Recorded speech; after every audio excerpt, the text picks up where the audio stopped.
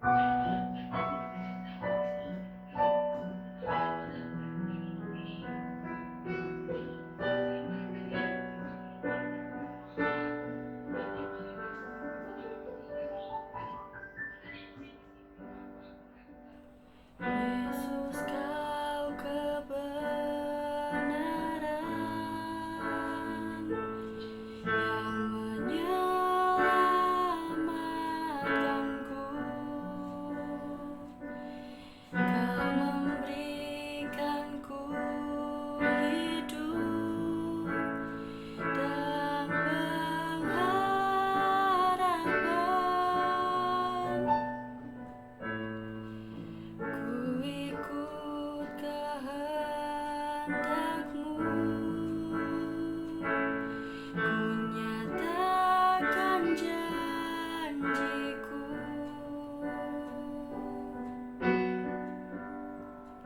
kepadamu.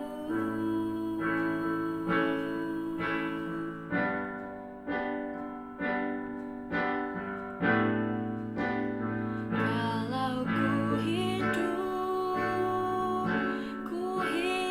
bagimu, hatiku tetap menyembahmu. Dunia tak bisa menjauhkanku dari kasih-Mu.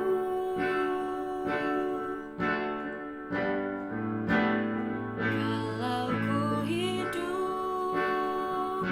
ku hidup bagimu, mataku tetap memandangmu. Dunia tak bisa menjauhkanku dari kasih-Mu.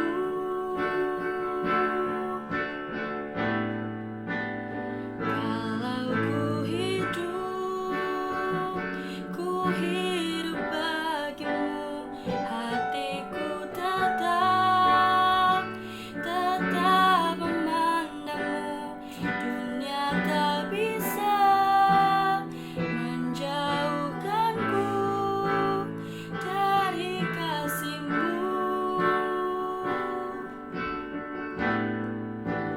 Kalau ku hidup bagimu, mataku tetap memandangmu. Dunia tak bisa menjauhkanku dari kasih-Mu.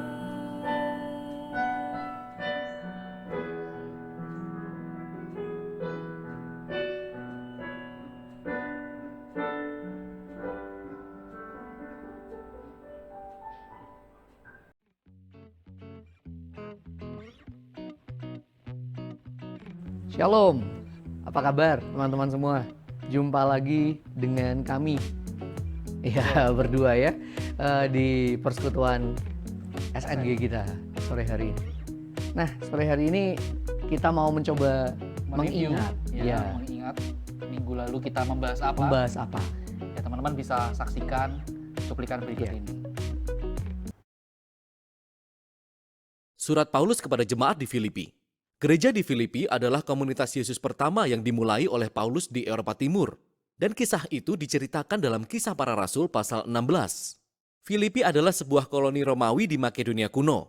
Tempat itu penuh dengan tentara pensiunan dan dikenal karena nasionalisme patriotiknya. Di sanalah Paulus menghadapi perlawanan saat dia mengabarkan Yesus sebagai Raja sejati dunia. Setelah Paulus pindah dari sana, mereka yang menjadi pengikut Yesus terus mengalami perlawanan dan bahkan penganiayaan. Namun mereka tetap menjadi komunitas yang hidup, setia kepada jalan Yesus. Paulus mengirim surat ini dari salah satu dari sekian banyak pemenjaraan yang dia alami. Dan untuk alasan yang sangat praktis, jemaat Filipi mengutus salah satu anggota mereka, Epafroditus, untuk memberikan persembahan kasih kepada Paulus untuk membantunya di penjara. Paulus mengirim surat ini kepada Epafroditus sebagai ungkapan terima kasih. Ya, itu kurang lebih pembahasan kita minggu lalu, di mana kita minggu lalu sudah mencoba untuk melihat sekilas latar belakang dari surat Filipi. Nah, tambahannya bisa tadi teman-teman saksikan di Video yang tadi barusan itu. Ya, kita oke. saksikan bersama. Nah, sekarang kita hari ini menunya apa ini, Mister? Nah, menu hari ini kita bahas tentang Filipi 1 ya.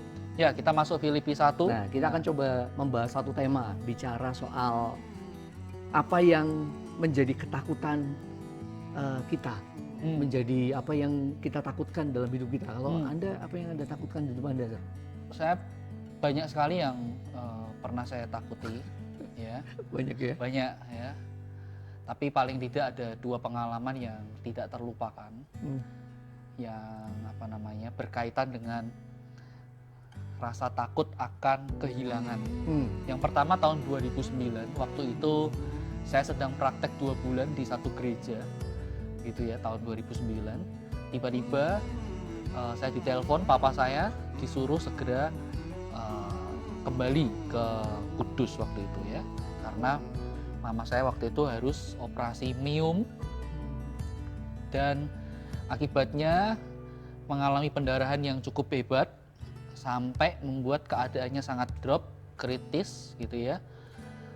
Nah, jadi untuk jaga-jaga, papa saya segera telepon terus suruh saya pulang. Langsung saya izin, minta pulang, menjenguk orang tua, menjenguk mama saya. Tahun kedua?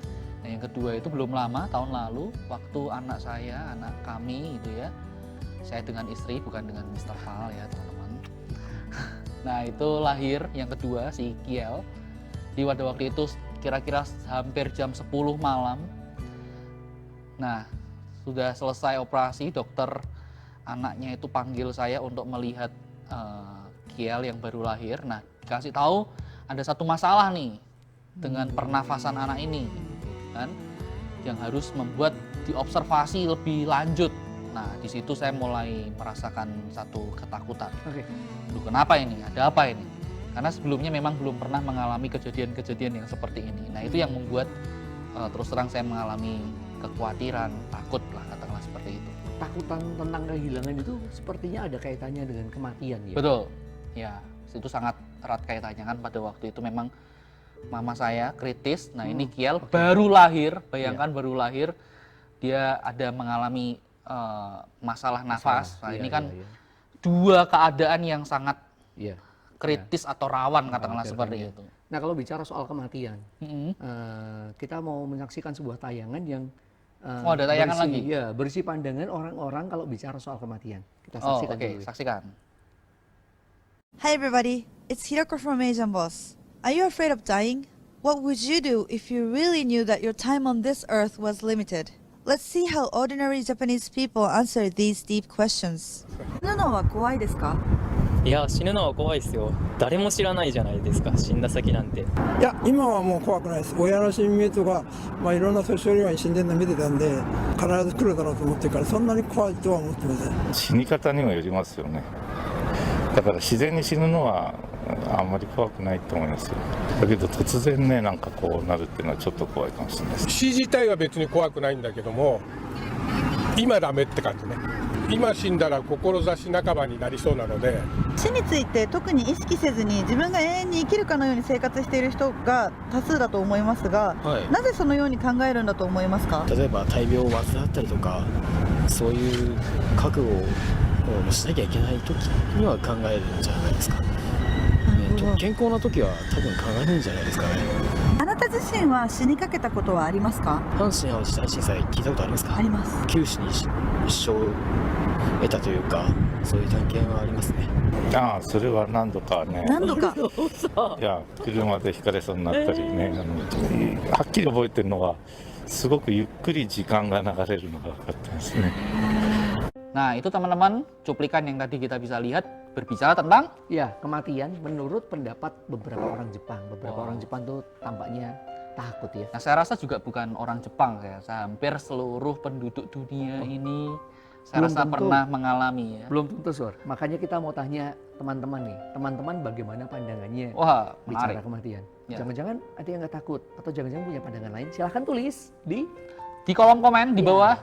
Nah, silahkan ditulis aja pandangan kalian. Oke, sekarang kita bicara soal tema kita di pasal ini. Kita mulai dengan kematian, Sir. Apa pandangan Paulus tentang kematian?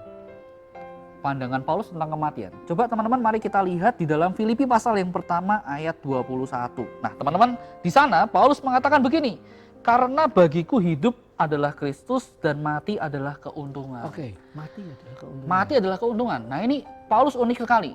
Ya, jika banyak orang melihat apa untungnya mati gitu ya. Bahkan ada yang menganggap mati itu sebagai suatu kekalahan. Paulus bahkan malah di sini menulis mati adalah keuntungan. Oke, kenapa, Sir? Nah, kenapa? Kita harus lihat bagian yang di awal tadi. Ya, karena bagiku hidup adalah Kristus. Nah, ini tidak bisa dipisahkan. Karena hidup adalah Kristus, ketika dia hidup bersama-sama dengan Kristus, artinya apa? Kristus itu menjadi pusat di dalam hidupnya, keselamatan kekal dia sudah alami, ya. Sehingga ini membuat Paulus merasa tidak ada yang salah dengan kematian itu, justru malah untung. Kenapa? Karena di dalam kematian itulah, melalui itulah aku Dia bisa mengalami perjumpaan dengan Kristus. Perjumpaan dengan Kristus. Iya, betul. Ini jadi ingat tema yang minggu lalu tuh. Apa itu? Di dalam Kristus. Oh, betul. En Christo. En Christo. Jadi Paulus tidak takut mati karena dia berpikir bahwa sebagai orang percaya, dia berpikir bahwa dalam kematian kita berjumpa dengan Kristus. Betul. Nah, kalau mati itu adalah keuntungan, bisa nggak buat beberapa orang Kristen punya pikiran begini? Ketika mati, bertemu dengan Tuhan Yesus, itu adalah kebahagiaan. Ya, mendingan mati saja begitu. Daripada hidup seperti ini menderita, penuh penyakit, penderitaan pekerjaan, cinta, dan lain sebagainya. Sangat mungkin sekali ada banyak orang mungkin berpikir seperti itu ya. Daripada susah-susah di dunia ini lebih baik meninggalkan dunia ini. Toh juga nanti ketemu Tuhan Yesus. Pasti lagi. Ya pasti lagi, ya kan? Surga gitu ya. Nah, banyak orang yang yakin dengan seperti itu. Tapi saya rasa Paulus tidak seperti itu. Dan kita lihat di dalam pasal ayat yang tadi itu, ya ayat 21, karena bagiku hidup adalah Kristus dan mati adalah keuntungan. Nah, ayat selanjutnya Nah, di sini Paulus tidak ada nada yang menganggap bahwa cuman mati tok, ya.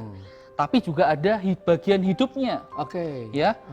Nah, di ayat-ayat yang selanjutnya bahkan Paulus mengakui secara jujur, kalau aku boleh pilih, gitu ya, aku ingin pergi dan diam bersama-sama dengan Kristus. Itu kalau Paulus boleh pilih.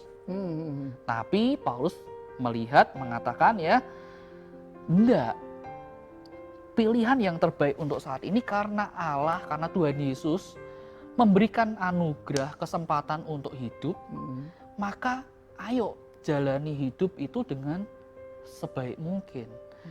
Untuk Kristus, bersama Kristus, demi kemuliaan Kristus. Seperti itu. Jadi ini adalah kesempatan yang Tuhan kasih. Nah, anugerah. Jangan sampai akhirnya menyanyiakan itu.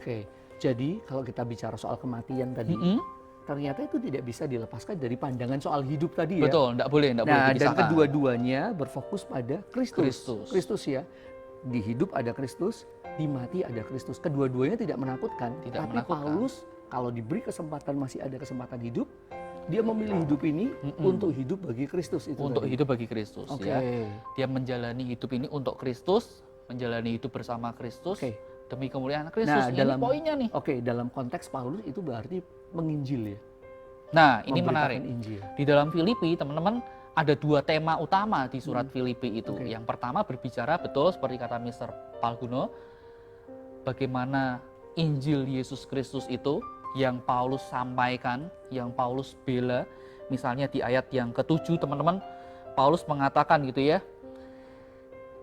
baik pada waktu aku dipenjarakan gitu ya, di kalimat yang terakhir, baik pada waktu aku dipenjarakan maupun pada waktu aku membela dan meneguhkan berita Injil. Nah, jadi ini yang pertama, bagaimana Paulus memberitakan Injil, tapi juga ada yang kedua, yaitu berbicara tentang komunitas. Komunitas iman di mana Tuhan bekerja melalui Paulus mendirikan jemaat Filipi. Bentar, ini berarti ada dua tema. Tema yang pertama Injil, Injil. yang merupakan tugas Paulus Mm-mm. dan berbeda sedikit dengan komunitas. Kalau Injil tadi bicara soal sesuatu yang Personal. personal, sesuatu yang tujuannya adalah bagaimana saya memberitakan Injil, memiliki tugas menyampaikan Injil. Kalau komunitas itu tujuannya lebih kepada kebersamaan, Ya, persekutuan, persekutuan. dan ini tidak bisa dipisahkan. Tidak bisa Tidak dipisahkan. bisa ya? dipisahkan. Ya, Berarti- dalam arti yang personal dan komunal ini tidak boleh dipisahkan. Oke. Ya, bagaimana kalau kita lihat dalam surat Filipi pun juga seperti itu kan? Oke. Bagaimana Paulus menginjil di Jadi berkat kota buat jemaat Filipi. Filipi. Nah, jemaat Filipi bertumbuh, bertumbuh, ada. Nah, sekarang giliran jemaat Filipi ini yang menyokong Paulus. yang mendukung Seperti- pekerjaan Paulus di dalam pemberitaan Injil. Seperti tokoh yang dikirim sama Filipi tadi ya. Betul ya, Epaphroditus gitu ya. Oke. Dikirim untuk Menolong Paulus. memberikan bantuan Paulus ketika Oke. Paulus ada di penjara. Oke. Jadi berarti ada 2 poin kalau dalam hidup bagi Kristus tadi. Yang pertama adalah memberitakan Injil. Ya, hidup yang membawa Injil menjadi Injil yang terbuka, pemberita Injil. Tapi di sisi yang lain adalah tidak bisa lepas dari komunitas. Betul. Nah, dalam konteks remaja stadion next generation, maka yang bisa kita aplikasikan adalah kita sendiri dalam komunitas kita sendiri. Berarti kita tidak hanya hidup mencerminkan Kristus, tapi juga kita hidup di dalam kebersamaan, Ya, khususnya di betul, tengah betul. kebersamaan kita yang sekarang ini agak berbeda bentuknya nih. Betul. Memang yang kita tetap harus belajar terus-menerus untuk hidup berpusatkan pada Injil itu, Oke. ya. Tapi kita juga tidak boleh tutup mata komunitas iman, tempat di mana kita ada bertumbuh, gitu ya. Nah, ini dua hal yang terus kita akan juga kerjakan, Ya. ya. Oke. Mungkin teman-teman melihat ini adalah kali ketiga kita beribadah Stadion Next Generation, persekutuan kita dalam model yang seperti ini, ya kan? Kita tidak bertatap muka, ya. Nah, tapi teman-teman, saya punya satu tantangan buat teman-teman sekalian, satu challenge gitu ya. Berkenaan dengan apa yang kita pelajari hari ini, ayo teman-teman pikirkan, ya, kira-kira hal apa ya yang bisa teman-teman lakukan, partisipasi apa yang teman-teman bisa wujudkan ya di tengah situasi yang seperti ini. Kita tidak bisa bersekutu tatap muka langsung gitu ya. Nah, kira-kira hal apa, hal menarik apa, hal kreatif apa yang kita tetap bisa lakukan sehingga kita bisa tetap apa ya namanya ya, terlibat, mewarnai, jadi berkat di tengah komunitas iman kita. Bisa kasih contoh, Sir. Kasih contoh, misalnya teman-teman bisa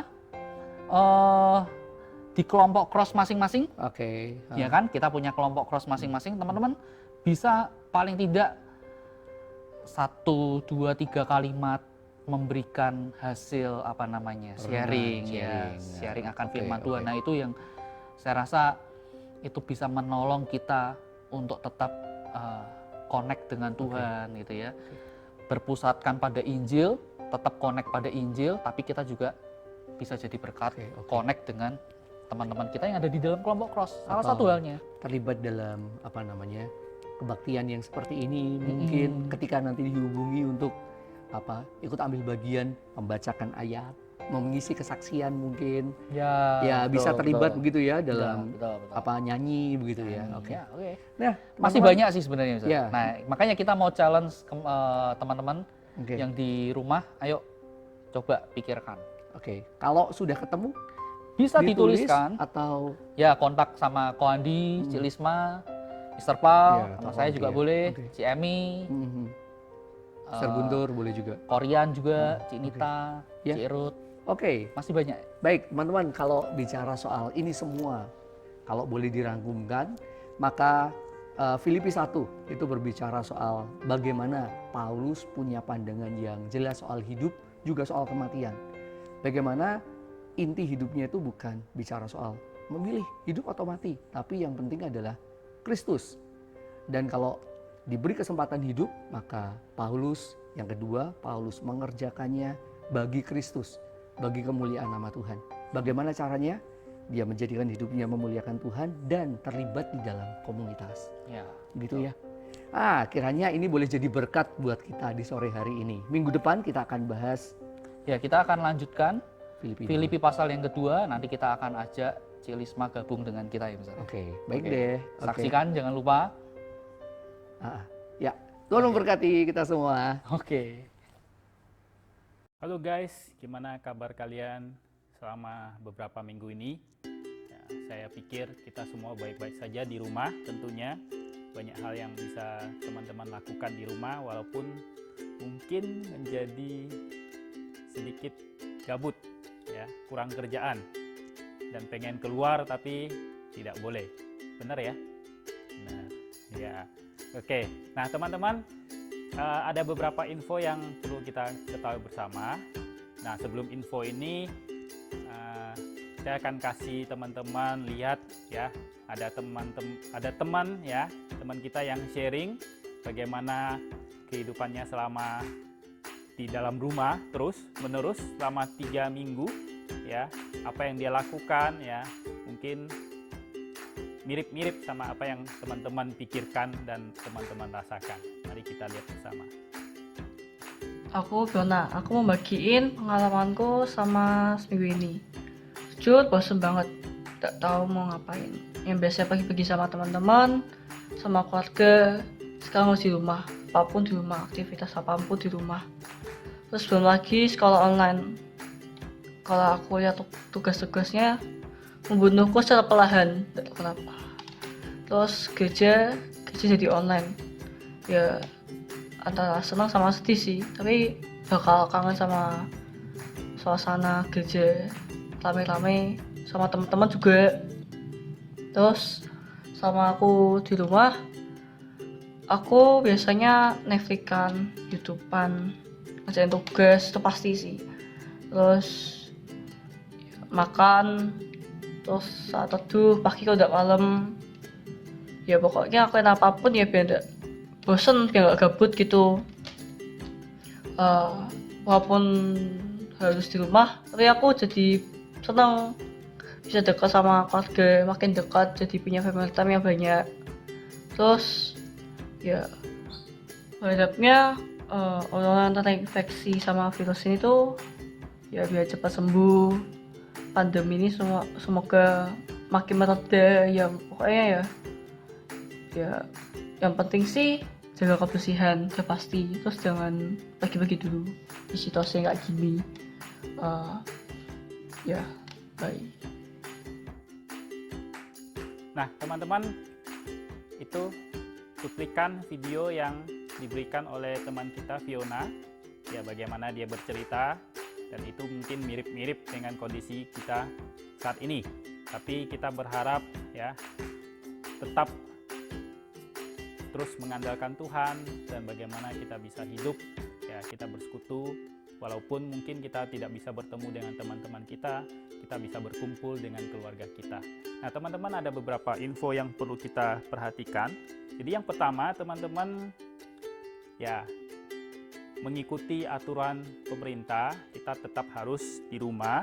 Kita jangan sering-sering keluar, kalau bisa jangan keluar, ya, jaga kesehatan. Ingat selalu kita saat teduh, kita berdoa, kita membaca firman Tuhan. Dan yang kedua, teman-teman, bagi teman-teman yang ikut cross, ya, diharapkan saling menguatkan dan mendukung di dalam crossnya. Meski nggak bisa kumpul bareng, ya kita tidak bisa ketawa bareng, kita tidak bisa keluar bareng, tapi kita bisa saling menguatkan, kita bisa saling menghibur satu sama lain di dalam grup cross kita. Mau meeting, mau Zoom, terserah teman-teman, itu bisa dilakukan. Terus yang ketiga, teman-teman, jika ada teman-teman yang ingin membagikan berkat ya selama study from home ini, kita bisa dikirimkan ya, bisa dikirimkan ke saya atau mau dibagikan ke teman-teman atau ke Mr. Ongki atau Mr. Pal, Cilisma, boleh. Nanti kita akan masukkan ke dalam konten video SNG. Ya, teman-teman perhatikan itu. Dan teman-teman, kita pada waktu ini kita akan bersama-sama kita berdoa. Kita berdoa untuk bangsa dan negara kita. Kita berdoa untuk pemerintahan kita. Kita berdoa untuk gereja. Kita berdoa untuk keluarga kita. Kita serahkan semuanya dalam tangan Tuhan di dalam situasi seperti ini. Biarlah kiranya Tuhan yang boleh menolong. Mari kita sama-sama menyiapkan sedikit waktu untuk berdoa hari ini. Oke teman-teman, sampai jumpa lagi di kesempatan minggu-minggu berikutnya.